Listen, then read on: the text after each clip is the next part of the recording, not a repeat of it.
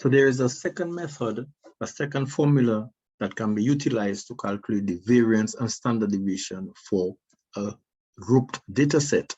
Okay, bear in mind the variance and the standard deviation are called descriptive measures. If you go to week 4, page 1, it talks about measures of dispersion, measures of variability or spread or differences amongst the values. Okay, so the variance gives you an average of the square. The standard deviation, you square it and you get an average spread.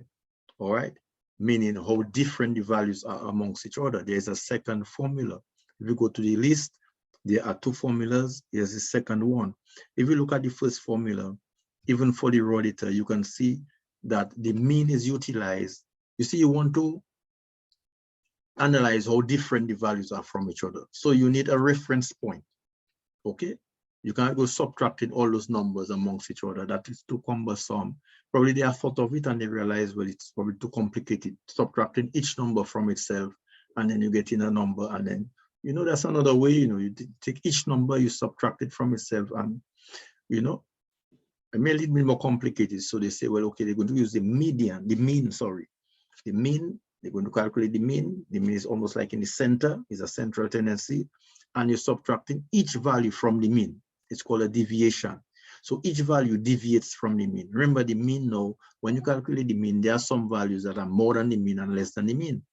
Okay, just like how we calculated the mean, we got 42.21. Okay, we also got 78.83 when we're dealing with the raw values. Some values are greater than 42.21, some values are less. Okay, so when you calculate a deviation from a value that is less than 42.21, you're going to get a negative number. More than positive 0.21, you're going to get a positive number. So in the process of calculating the deviations, you're going to get negative numbers and positive numbers. And if you add those negative and positive deviations, it's going to cancel out. So what the statistician did, they said, well, okay, let us square the deviations. So we're going to square so that we get rid of the negative ones. And then now we're going to sum this up and then divide to get an average, because anytime you divide by the number of values, technically it's an average, you find it. So after you divide, then you square it now to get the standard deviation. And that will give us a measure as to how different the values are from each other by using the mean as a reference, because each value is deviating from the mean according to how far it is from the mean. You understand? So, and there are other formulas that use the absolute value. So like even though the values are less than the mean, they get a negative deviation, they just turn it to positive, and then they can work their way with that. Okay, but this formula is using the square, and then you divide and then the square root. So we want to measure how varied the values are, those 70 values, using the second method. Okay, so let us carry forward that second method. Let's see how different our answer will be from the first method. Sometimes it's exactly the same, sometimes there's a slight difference based on the rounding off, because as you can see, this method, the first method, is using the mean more than the second method, because each time we have to subtract from the mean, and according to the mean, we might have to be rounding off each time. Okay, so the second method is like a shortcut method, and it's even looking a little bit more accurate because you're rounding off less. You're only using the mean once or twice. You're squaring and you're subtracting once. Okay, but here you have to use the mean every time. Okay, so let's carry this method forward, because we are analyzing how varied the values are. What is their spread? In other words, how different they are amongst each other, by using the second method. Okay, and using the mean now as a reference point. Okay, look, it's even tell us the mean of the above interval has already been calculated, so we can even bring this forward. We got it to be 42.21. Okay, we got it to be 42.21 because we have to use it in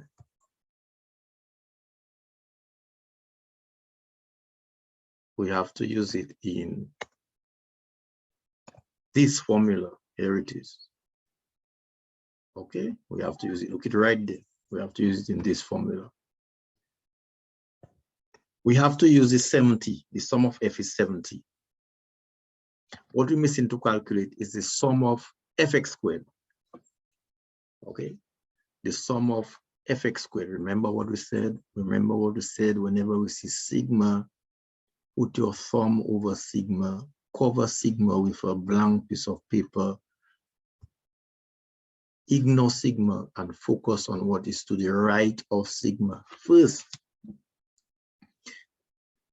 sigma is telling us to do the fx squared. Scrutinizing fx squared carefully means that it's x alone that is being squared. It's not all of fx squared. It's fx squared. Okay, fx squared means f times x times x. Okay, it's x alone that's being squared. All right, so bear that in mind if you are using this formula. How are we going to find the fx squareds before we add? We have to find some fx squareds first before we add. Back to Excel. Do it manually. The first fx squared is 8 because the first f is 8 and the first x is 10. 8 times 10 raised to the power of 2 is equal to, you go to your calculator and you type 8 times 10 all squared equal. And you have to do that for each x and each f manually, and then you add. However, with Excel, we can simply edit this heading f x all squared. That's what we want to find. Delete this. Go to the first cell. Equal f. The first f is in C8. C2, sorry. C2 times D2 all squared. Enter. Here's the same 800. Go to our friendly little green box right there. Double click. Find the sum thereof. The sum of fx squared. Okay. Here it is. So this will form our numerator up there over the 70. Okay. Bear in mind is method 2. So if we decide to use method 2, seeing that we are using Excel, this table is up for when we used to be offline. Okay, if you want, you can utilize it and put your answer there manually and use your calculator to add. After you have done that, share your answer, see if you're on the right track. Okay, but doing this using Excel, here is our working. Control V, right there. And where is our little text box? To utilize that blank space that's on the right. Control C. Okay, go back down there. All right. See, create a column called fx squared. Control V.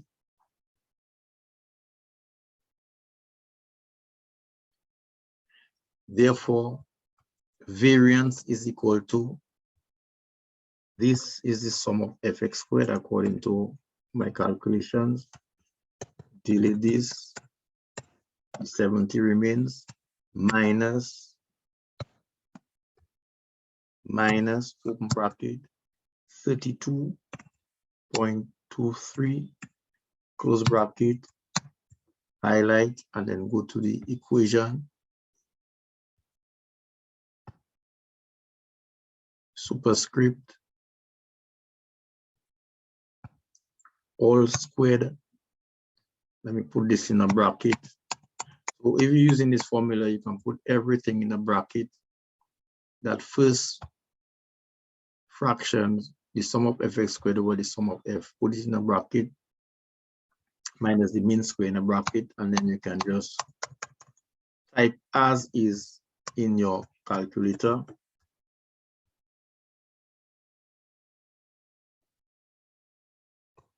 All right.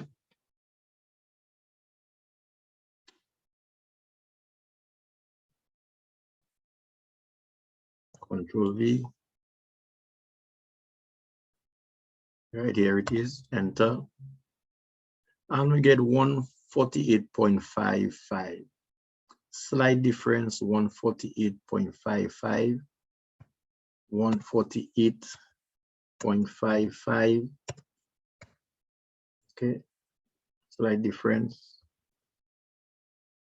148.55. There it is. So we are square rooting 148.55. Slight difference, that's always, expected because of the rounding off issues. Control C, square root, enter. 12.19. So according to this, the average dispersion according to this formula is 12.19 centimeters. Okay, so any method you use, either one, doesn't really matter. The slight rounding off is just telling you basically the average dispersion is about 12. Okay, it's about 12 centimeters. The average difference between the heights. Okay.